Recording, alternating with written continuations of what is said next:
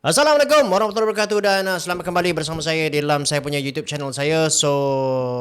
Kembali lagi dan untuk video kali ini saya nak berbincang ataupun berbicara lah mengenai satu isu yang agak hangat untuk kita bualkan lah untuk kali ini, iaitu tentang FBM KLCI lah. Dengan cerita lain, dia adalah mengenai kita punya performance ataupun prestasi kita punya pasaran saham kita So untuk video kali ni saya sebenarnya tak nak bercakap dalam bahasa yang terlalu teknikal ataupun dia macam, nanti saya tak nak macam video saya ni sukar untuk difahami oleh orang biasa lah. Jadi the purpose untuk saya buat konten, tak kira lah dekat mana, tak kira sama ada dekat YouTube ke, dekat TikTok ke, dekat mana-mana social media platform pun, adalah untuk bagi orang mudah faham. Sebab tu kadang-kadang ada orang cakap, oh kau punya video ni terlalu basic. Ya, terlalu basic untuk orang yang sudah memang pakar lah. Jadi dia mungkin ada background economics ataupun dia memang seorang yang memang kerja dalam bidang ekonomi. Jadi dia tengok saya punya video ni mungkin dianggap macam terlalu basic. Tapi saya tak tujukan video saya ni untuk diorang. Saya tujukan video saya ni untuk orang-orang yang mungkin masih belum faham macam mana ekonomi berfungsi. Jadi saya ceritakan dalam bahasa yang mudah lah, okay? Jadi kalau korang rasa video-video saya ataupun konten saya ni tak kena dengan korang, korang tak payah tengok pun tak apa. Tak ada masalah. Sebab itu bermaksud konten saya bukan untuk korang, okay? So guys, jangan lupa tekan butang subscribe tu, okay? Ramai-ramai subscribe saya punya YouTube channel ni. Dan juga jangan lupa bagi saya like dan juga kalau sudi sharekanlah video ni. Okey, sekarang kita ceritalah pasal FBM KLCI ataupun prestasi kita punya pasaran saham. Sebenarnya kalau kita tengok pasaran saham kita ni dah start naik sejak daripada tahun lepas lah, 2023. Kalau korang perhatikan sebenarnya kita punya pasaran saham ni dia start naik pada pertengahan, I think selepas pertengahan tahun 2023 tu dia punya trend dah dalam keadaan yang menaik. Cuma kalau kita tengok sebenarnya ni selari dengan keadaan pasaran saham dekat Asia. Bukan Malaysia je yang jadi macam ni, tapi kita bersama-samalah gain benefit dari segi kita punya kenaikan daripada aspek pasaran saham lah.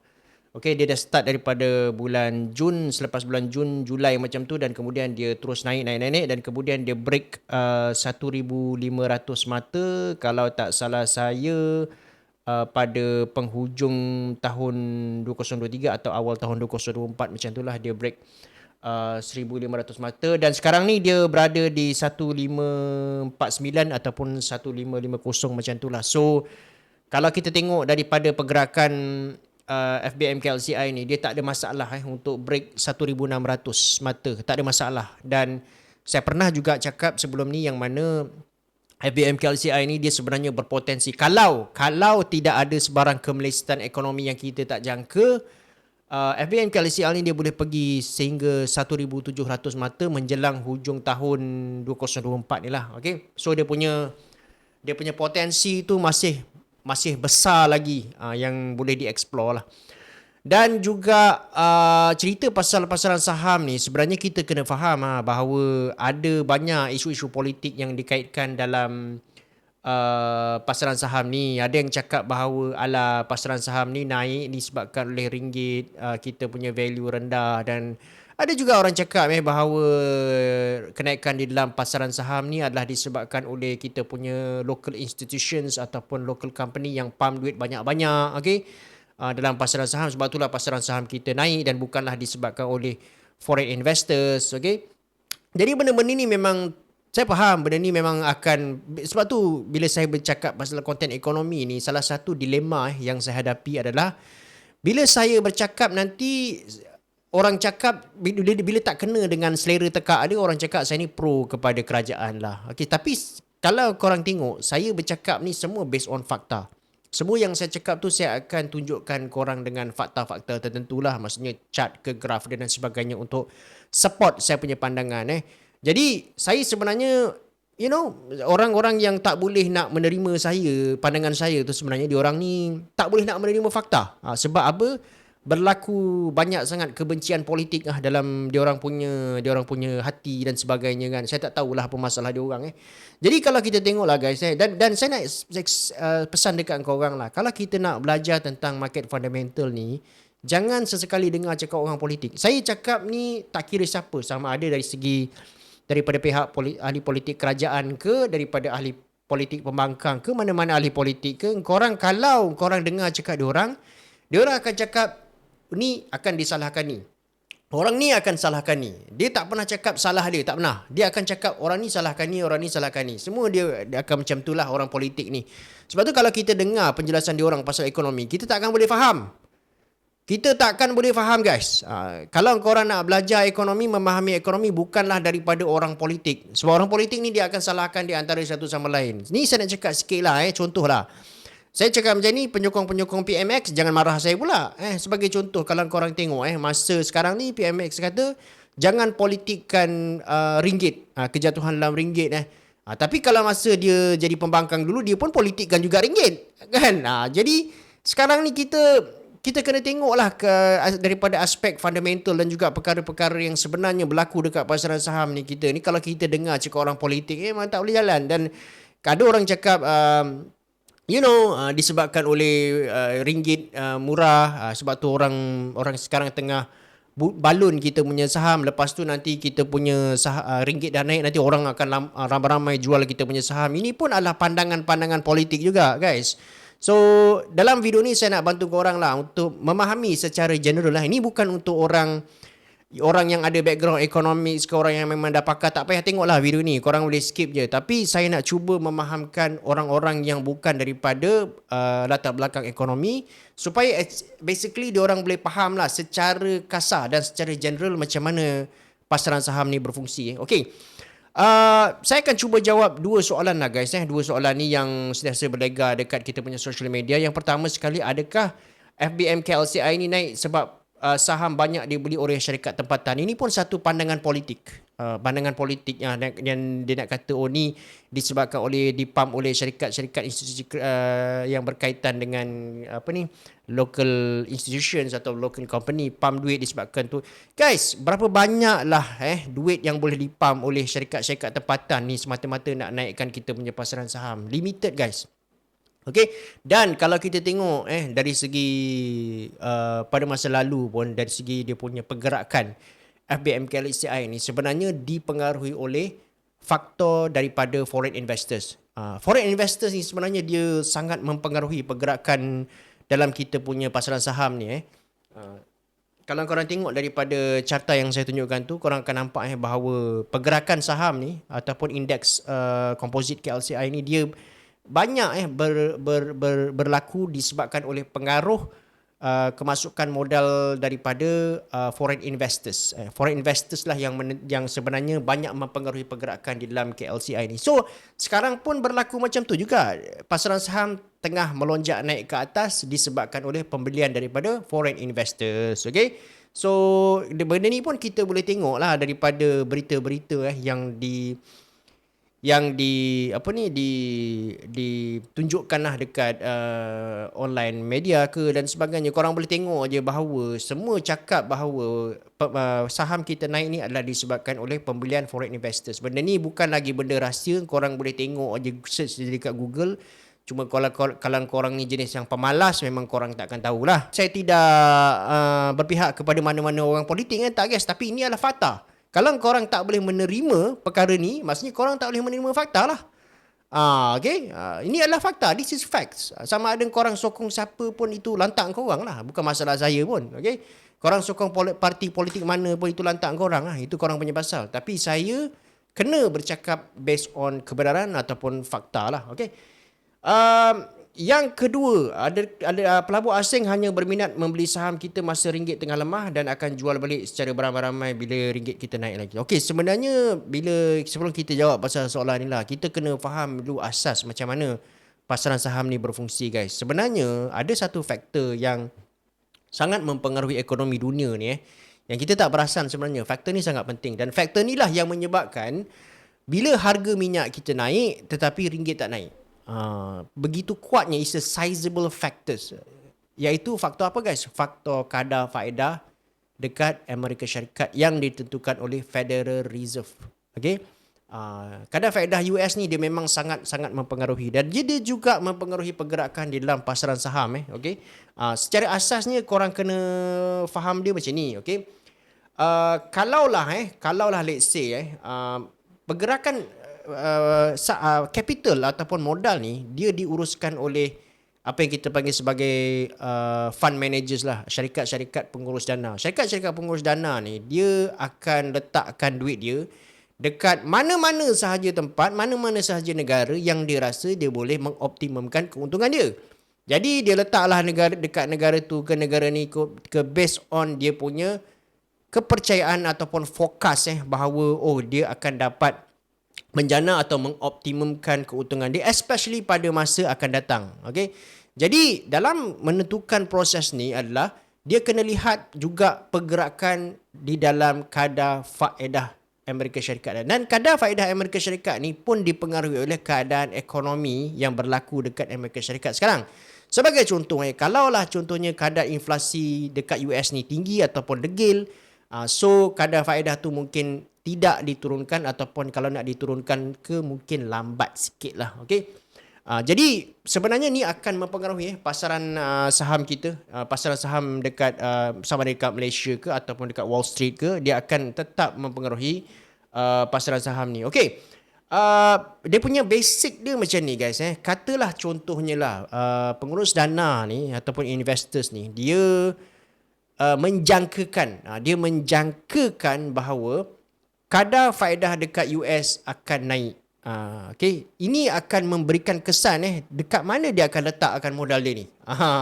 Okay. Sebagai contohlah, katalah dia nampak bahawa Federal Reserve dia akan start naikkan dia punya kadar faedah, dan start inflation dekat US tu start naik dan prospek untuk Federal Reserve naikkan kadar faedah tu semakin tinggi. So dia nampak prospek tu, apa dia buat? Dia akan pindahkan duit dia ni keluar daripada pasaran saham dan dia akan letak dekat US punya pasaran bond ataupun deposit dekat US lah supaya dia boleh buat untung yang lebih banyak Sebab sebelum biasanya investors tu dia akan bertindak dulu sebelum kadar faedah tu naik lebih tinggi supaya bila dia letak duit dekat situ dan bila dia kadar faedah tu tinggi, maka dia akan dapat keuntungan yang berlipat ganda lah. So dia kena bertindak sebelum kadar faedah tu menjadi lebih tinggi dan sebagainya. So sebab itulah kalau kita tengok pada sebelum tahun 2018 sebenarnya kita punya pasaran saham kita sedang melonjak naik. Kalau korang perasan lah. Kenapa? Sebab kadar faedah pada masa tu dekat US sedang rendah. Okay? Bila kadar faedah US sedang rendah, jadi pasaran saham biasanya dia akan naik. Okey, kenapa dia jadi macam tu guys? Kadar faedah rendah, biasanya pasaran saham akan naik. Okey, dia ada dua sebab. Yang pertama ada disebabkan oleh bila semasa kadar faedah rendah, dia memberikan galakan kepada syarikat-syarikat swasta ni untuk meminjam duit. Okey, meminjam duit ni of course lah bila interest tengah rendah. Of course lah orang nak pinjam duit kan, orang nak buat loan disebabkan oleh kos meminjam tu rendah, orang bayar interest pun kurang. Jadi orang banyak buat loan, perniagaan banyak buat loan semasa kadar faedah sedang rendah. Okey, bila orang buat banyak loan, perniagaan buat banyak loan disebabkan kadar faedah rendah ni, maka berlakunya capital accumulation Jadi capital akan pembentukan modal akan berlaku dan juga dekat situ hasil akan naik. Hasil naik dan juga pada masa yang sama pun syarikat boleh mempertingkatkan dia punya keuntungan naik, dividen pun naik. Dan pada masa sama juga pengurus dana ni tahu kalaulah contohnya kadar faedah rendah, pada masa tu orang akan suka berbelanja. Jadi bisnes akan jadi boom pada masa tu. So that's why semasa kadar faedah rendah biasanya pasaran saham akan naik guys okay. So yang pertama lah. Yang kedua adalah bila kadar faedah rendah, okay, tak logik untuk diorang letakkan duit diorang ni contohnya dekat pasaran US lah, dekat bond market ke dan sebagainya Jadi sebab pulangan pada masa tu pun rendah, okay, jadi diorang tak letakkan duit tu dekat pasaran bond dan sebagainya dan menyebabkan diorang letak duit tu dekat pasaran saham lah. Okay, so that's why pada masa tu kadar faedah rendah dan juga kalau kita tengok sebelum tahun 2018 tu kita punya pasaran saham kita booming. Okay, itu yang orang kata balik-balik ulang cakap, kita punya pasaran saham pergi kepada 1,800 mata, 1,800 mata. Kan? Jadi, kalau korang tengok, dia mencapai peak dia pada tahun 2018. Sebab pada masa tu, macam saya cakap tadi, bila investors ni dia dah start predict, dia dah start forecast bahawa kadar faedah akan naik, dia akan start keluarkan duit dia lah. Jadi that's why pada tahun 2018 tu dia orang start keluarkan duit dia orang, dan korang tengok apa yang berlaku pada kadar faedah US. Kadar faedah US sedang naik pada ketika itulah. Okay, so dia naik. Sebab itulah menyebabkan pasaran saham start jatuh dekat situ, sebab orang keluarkan duit dia daripada equity dan orang letak dekat US dan juga dia US punya pasaran bond lah. Okay, so itulah apa yang berlaku. Dan juga pada tahun 2020, kalau korang tengok pada tahun 2020 kadar faedah kita rendah, kadar faedah dekat US ni rendah, tapi pasaran saham tak naik. Macam saya cakap tadi, kalau semasa kadar faedah rendah ni sepatutnya pasaran saham naik, tapi pada masa tu pasaran saham dia tak naik. Okay, kenapa dia tak naik? Sebab pada masa tu keadaan ekonomi tak stable. Bila keadaan ekonomi tak stable, so orang pengurus dana ni dia tak nak ambil risiko untuk letak duit dia dekat pasaran equity, sebab masa kemelesetan ekonomi banyak company biasanya akan bankrupt dan juga gulung tikar. Jadi dia tak nak letak duit dekat pasaran equity, dia letak duit dekat pasaran yang lebih selamat. Contohnya macam emas, macam gold lah. Dan dekat situ juga kita tengok berlaku faktor-faktor lain yang menyokong kenaikan dalam permintaan gold tu. Contohnya macam perang Rusia Ukraine dan juga keadaan geopolitik yang tak stabil. Itu pun akan push harga gold ni untuk naik juga ke atas lah. Sebab tu kalau korang tengok berlaku perang ke apa ke, korang kena tengok, perhatikan betul-betul harga gold biasanya harga gold akan naik lah kalau keadaan geopolitik tak stabil. Sebab apa? Dalam keadaan ekonomi tak stabil, geopolitik tak stabil, orang akan lebih suka untuk memegang aset yang selamat. Okay, contohnya seperti gold lah. Okay. So, sekarang ni pula kita tengok bahawa kadar faedah US ni dia, sebab tu kalau korang tengok bila kadar faedah US start dinaikkan, dia memberikan lebih tekanan kepada pasaran saham kita. Dan dekat situ pasaran saham kita semakin jatuh lah. Okay. Dan sekarang ni apa yang berlaku adalah sejak pertengahan tahun lepas, sebenarnya pasaran saham kita dah start naik. Okay? Dan pasaran kita sebenarnya dah jatuh dah. Bila dia jatuh, dia undervalued. Dia jatuh dan juga ringgit pun jatuh sekali. So bila dia jatuh ni, ini sebenarnya adalah satu peluang untuk pengurus dana ni, dia investors ni, dia membeli saham kita ni untuk dia beli pada waktu yang rendah, undervalued lah. Okay, sebab pada start daripada pertengahan tahun lepas dah berlaku dah ura-ura, dah dengar start ura-ura bahawa pada tahun ni Federal Reserve akan start turunkan dia punya kadar faedah. Ingat tak saya cakap tadi bahawa bila investors ni dia dah start fokus mengenai pergerakan kadar faedah ni, dia akan start untuk pindahkan dia punya modal lah ataupun capital lah. So that's why sekarang ni duit banyak dipump ke pasaran saham, sebab dekat Malaysia ni dah lah kita punya ringgit kita rendah, kita punya ringgit jatuh. Jadi tambah pula kita punya pasaran saham pula tengah jatuh, kan? Jadi pada masa tu lah start daripada hujung tahun, pertengahan tahun 2023 tu, kalau korang tengok pasaran saham kita start naik. Sebab pada masa tu that is the point where kalau investors tak beli, investors kena beli pada masa kita punya saham tu undervalued lah. So sekarang ni pun sebenarnya saham kita masih lagi undervalued. Dia masih lagi tak pergi kepada nilai yang sebenar lah. Okay? It's not a fair value, still considered as undervalued lah. So disebabkan tu, dia akan terus membeli. Dan sebenarnya kalau kita tengokkan pasaran bursa ni, dia sebenarnya masih jauh lagi dia punya potensi. Macam mana saya cakap macam tu? Sebab kalaulah betul pada pertengahan tahun ni, bila Federal Reserve betul-betul start turunkan dia punya kadar faedah dia start drop, dekat situlah FBM KLCI akan pergi lebih jauh lagi, guys. Okay? Sekarang ni investor cuma melihat kebarangkalian probability untuk Federal Reserve ni turunkan dia punya kadar faedah, tapi benda tu belum berlaku lagi. Tapi kalau benda tu sudah berlaku pada pertengahan tahun 2024 ni, lagilah pasaran saham kita akan booming. Okay? Akan terus melonjak naik lah pada masa tu. Itu ialah jangkaannya. Kalau tidak ada berlaku perkara-perkara yang kita tak jangka lah. Sebagai contoh macam saya cakap tadi kemelestarian ekonomi dan sebagainya. InsyaAllah pasaran saham kita sebenarnya boleh pergi lebih jauh lagi lah. In fact 1,700 ataupun melebihi 1,700 pada penghujung tahun ni nanti. Okay. Dan dekat situ saya nak sebelum saya end video ni saya nak jawab lah. Ada satu soalan ni yang orang selalu tanya saya lately, ramai juga orang tanya, bang, apa akan jadi kalau ringgit naik nilai balik? Okay, ringgit naik nilai boleh ada kebarangkalian sebab once US turunkan diorang punya kadar faedah, ada kebarangkalian ringgit akan naik nilai balik. Okay, dan ada orang cakap bahawa bila ringgit naik nilai ni orang akan start dump kita punya saham. Okay, ini daripada predictions apa pun saya tak tahulah dia cakap macam tu. Sebab kalau korang tengok sebenarnya apabila kita punya pasaran saham naik, stock price naik, ditambah dengan kenaikan di dalam ringgit Malaysia, diorang ni untung ataupun rugi? Diorang sebenarnya semakin untung, bukan diorang semakin rugi guys. Jadi bila diorang ni semakin untung, diorang punya keuntungan atas kertas ni semakin naik, diorang nak jual buat apa? Betul lah, diorang semakin naik.